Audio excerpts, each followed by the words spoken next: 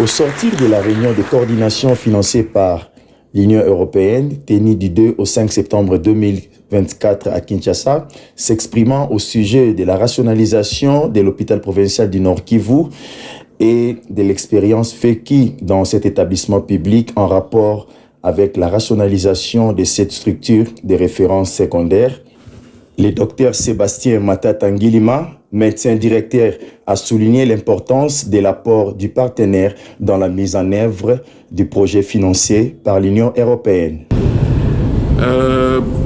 Cet hôpital, avant l'appui de l'Union européenne, au travers de la mise en œuvre du PRODES, des NDC 1 et des NDC 2, cet hôpital, dans les années 2016, avant même 2016, c'est un hôpital qui connaissait beaucoup de problèmes.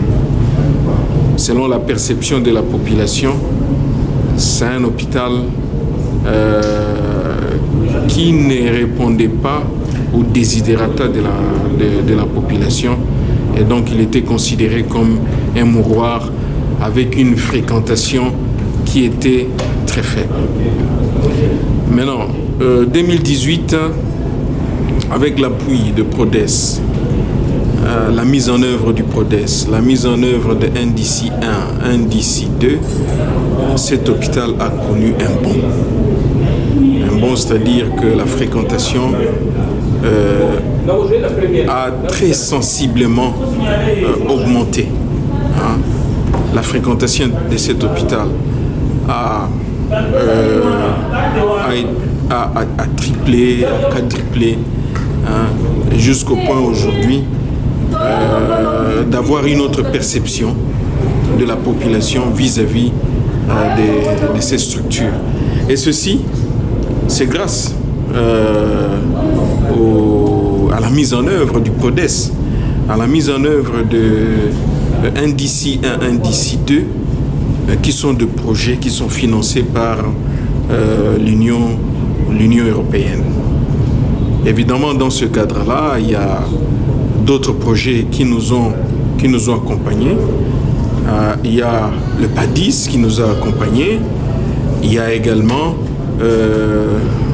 l'EUPFAS qui a accompagné l'hôpital provincial du Nord Kivu. Et nous disons très sincèrement merci à l'Union européenne qui a permis à notre population d'avoir une autre perception vis-à-vis de cet hôpital. En plus de toutes ces activités cliniques, il y a également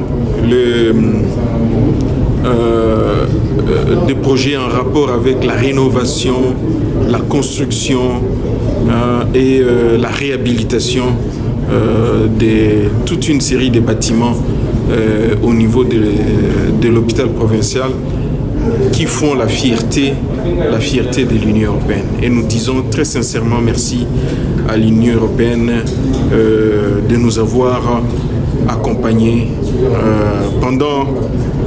depuis 2018 jusqu'aujourd'hui 2024, et nous continuons avec l'appui de l'Union européenne jusqu'en 2026, pourquoi pas 2027.